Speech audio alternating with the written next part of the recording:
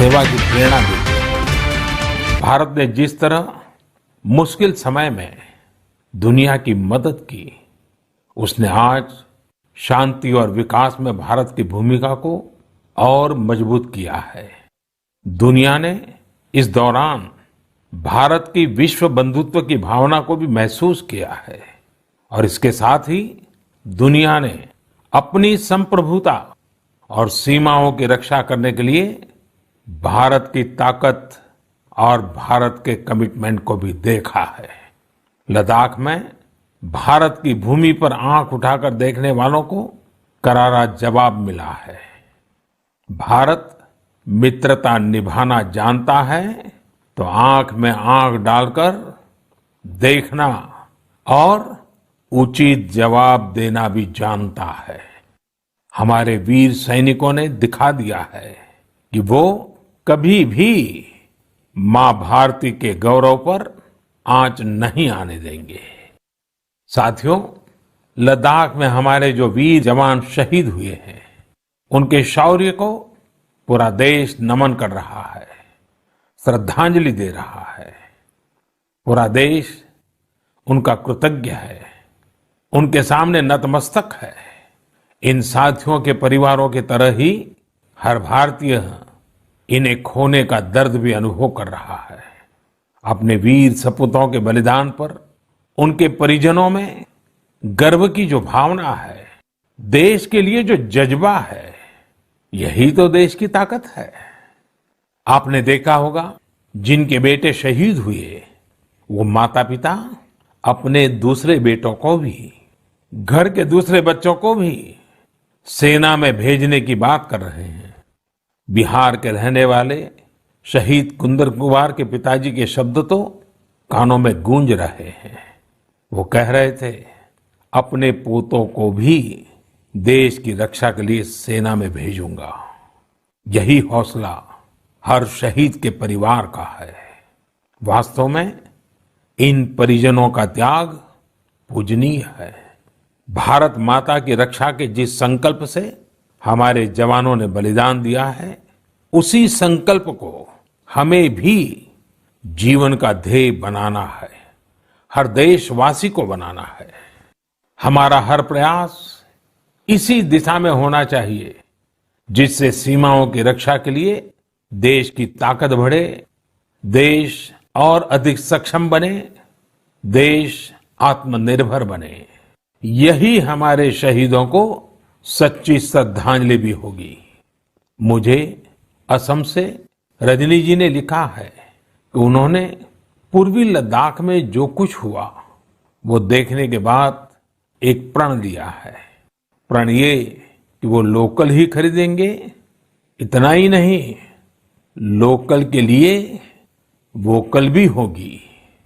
ऐसे संदेश मुझे देश के हर कोने से आ रहे हैं। बहुत से लोग मुझे पत्र लिखकर बता रहे हैं कि वो इस और बढ़ चले हैं।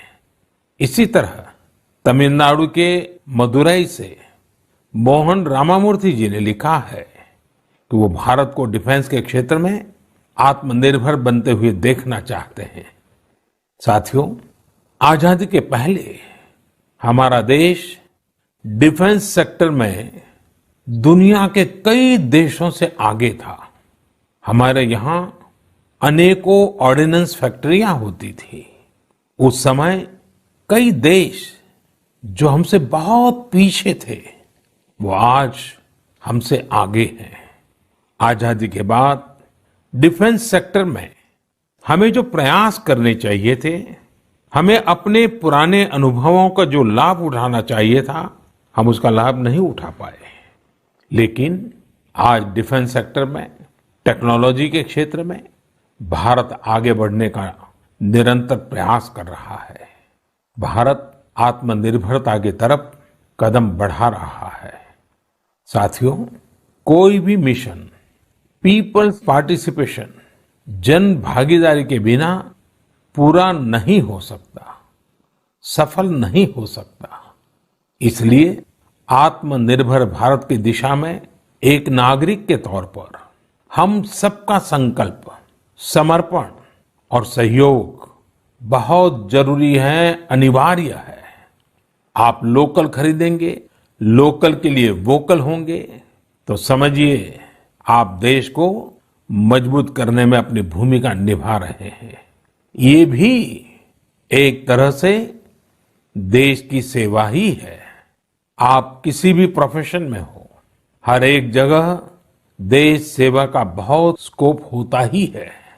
देश की आवश्यकता को समझते हुए जो भी कार्य करते हैं वो देश की सेवा ही होती है। आपकी यही सेवा देश को कहीं न कहीं मजबूत भी करती है।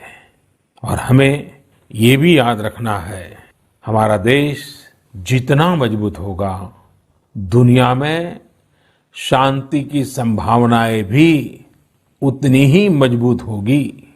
हमारे यहाँ कहा जाता है, विद्या विवादाय धनम मदाय, विद्या विवादाय धनम मदाय, शक्ति ही परेशान परिपीडनाय, खलस्य साधो विपरीतम एतत् ज्ञानाय दानाय च रक्षणाय।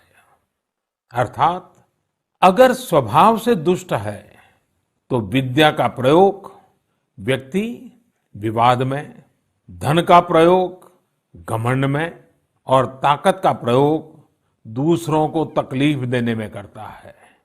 लेकिन सज्जन की विद्या ज्ञान के लिए, धन मदद के लिए और ताकत रक्षा करने के लिए इस्तेमाल होती है।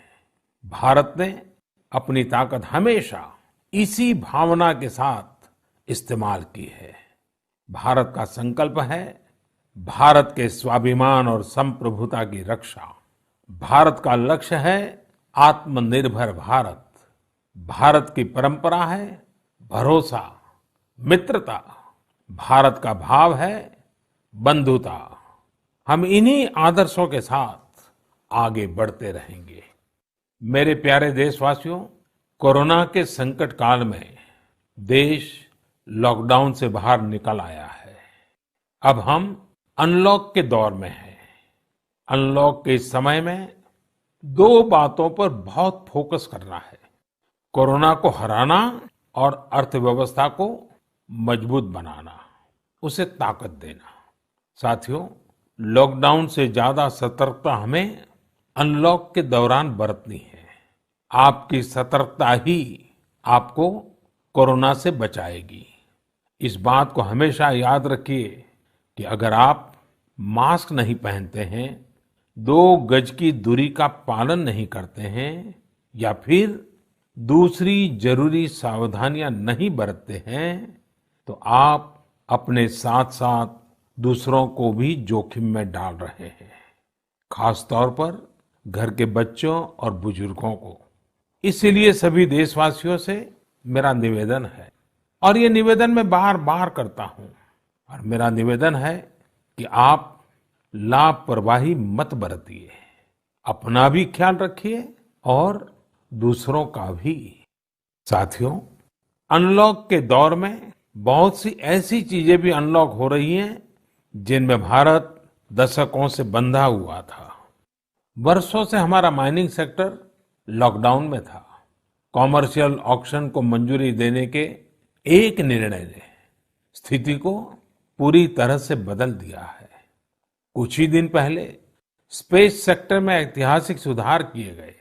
उन सुधारों के जरिए वर्षों से लॉकडाउन में जकड़े इस सेक्टर को आजादी मिली।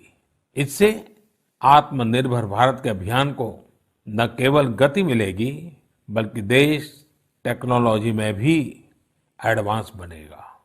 अपने कृषि क्षेत्र को देखें तो इस सेक्टर में भी बहुत सारी चीजें दशकों से लॉकडाउन में फंसी थी।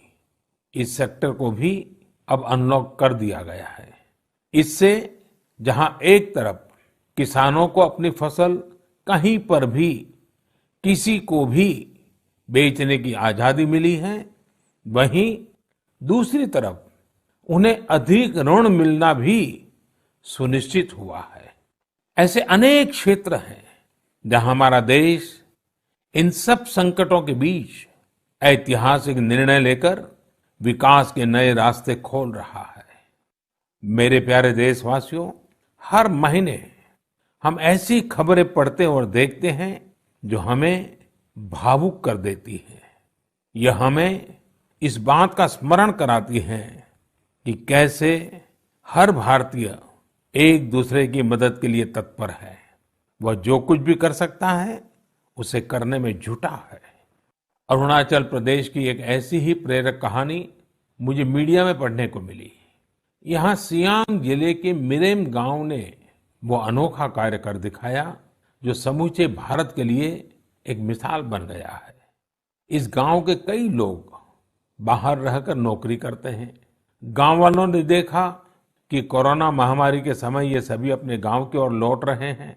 ऐसे में गांव वालों ने पहले से ही गांव के बाहर क्वारंटीन का इंतजाम करने का फैसला किया।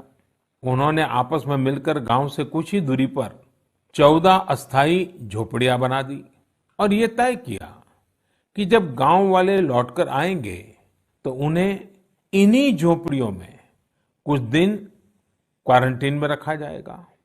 उन झोपड़ियों में शौचालय, बिजली, पानी समेत दैनिक जरूरत की हर तरह की सुविधा उपलब्ध कराई गई।